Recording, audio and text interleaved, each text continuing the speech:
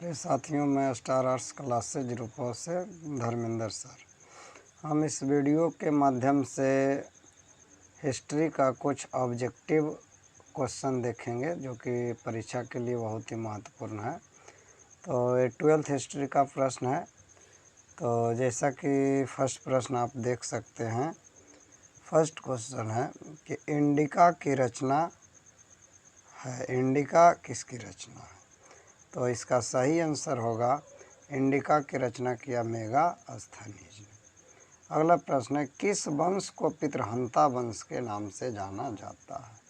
तो हर्यक वंश को पितृहंता वंश के नाम से जाना जाता है, क्योंकि इस वंश में जितने भी शासक हुए सब अपने पिता की हत्या करके ही गद्दी पर बैठा था। तीसरा प्रश्न है, भारत में सबसे शुद्ध सोने का सिक्का किसने चलाया? तो इसका सही आंसर होगा सबसे शुद्ध सोने का सिक्का कनिष्क ने चलाया। अगला प्रश्न है, मौर्य वंश की स्थापना किस शासक ने किया था? चौथा क्वेश्चन है, मौर्य वंश की स्थापना किस शासक ने किया था? तो इसका सही आंसर होगा मौर्य वंश की स्थापना चंद्रगुप्त मौर्य ने किया था, चाणक्य के सहयोग से। अगला प्रश्न है, अजातशत्रु किस धर्म को मानता था? अजातशत्रु जैन धर्म को मानता था। अगला प्रश्न है, चंद्रगुप्त मौर्य की मृत्यु कहाँ हुई? तो चंद्रगुप्त मौर्य की मृत्यु कर्नाटक के श्रवण बेलगोला में। अगला प्रश्न है, क्वेश्चन नंबर 7, महात्मा बुद्ध किनके समकालीन थे? तो इसका सही आंसर होगा बिंबिसार। अगला प्रश्न है 8वां, पाटलिपुत्र नगर की स्थापना उदयन ने किस नदी के संगम पर की थी? तो सही आंसर होगा गंगा, सोन, पुनपुन, इनमें से सभी। अगला प्रश्न है, मगध की राजधानी कहाँ थी?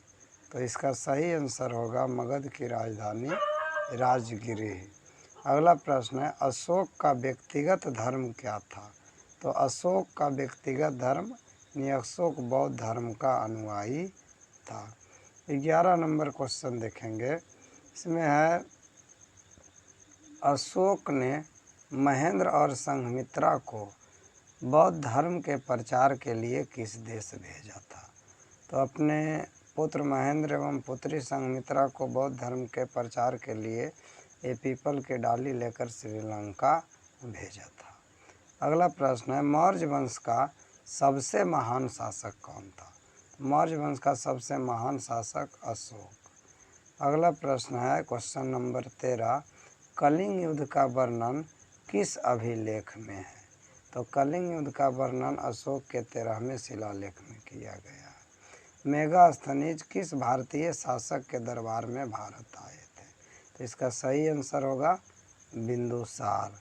अगला प्रश्न है, अशोक के अभिलेख अभी तक कितने प्राप्त हुए? तो 45 से 50 लगभग। तो इसका सही आंसर 45 होगा। अगला प्रश्न है, राजवैद्य जीवक किसके दरबार में रहता था? तो बिंबिसार के दरबार में। अगला प्रश्न है, सबसे प्राचीन वंश कौन था? तो सबसे प्राचीन वंश हर्यक वंश। हर्यक वंश सबसे प्राचीन वंश एवं इस वंश के जो संस्थापक थे बिंबिसार, उससे सबसे प्राचीन शासक कहा जाता है। क्वेश्चन नंबर 18, तक्षशिला किस राज्य में स्थित है? तो जैसा कि जानते हैं गांधार की राजधानी तक्षशिला। अगला प्रश्न है, पाटलिपुत्र को किस राजा ने सर्वप्रथम अपनी राजधानी बनाया?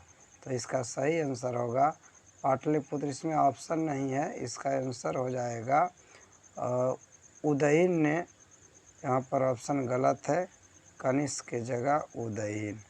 इसका सही आंसर होगा उदयन। अगला प्रश्न है क्वेश्चन नंबर 20, शक संवत की शुरुआत किस शासक ने किया? तो शक संवत की शुरुआत कनिष्क ने किया।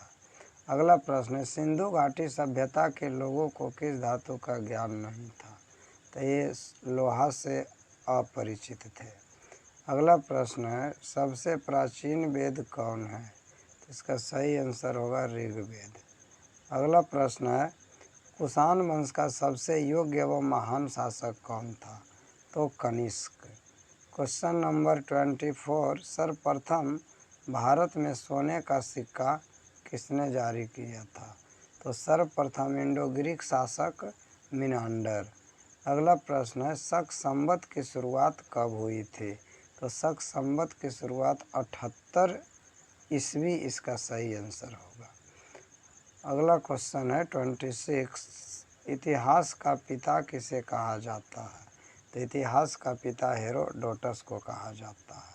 सिंधु घाटी सभ्यता के किस स्थल से लिपस्टिक का साक्ष्य मिला है? तो इनमें से कोई नहीं इसका आंसर होगा, मोहनजोदड़ो, हड़प्पा, लोथल। इसका सही आंसर इनमें से कोई नहीं होगा। अगला प्रश्न है, प्राचीन भारत में अभिलेख की शुरुआत किस शासक ने किया? तो प्राचीन भारत में अभिलेख की शुरुआत करने वाला शासक अशोक। अगला क्वेश्चन है, मौर्य वंश का तृतीय शासक कौन था? तो मौर्य वंश का तृतीय शासक अशोक महान था। मौर्य वंश का तृतीय शासक अशोक महान।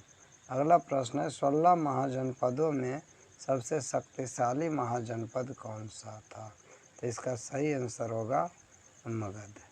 चलिए धन्यवाद। इस ऑब्जेक्टिव को टेस्ट की तरह आप लोग आंसर स्वयं से कीजिए और याद करने का प्रयास कीजिए। धन्यवाद।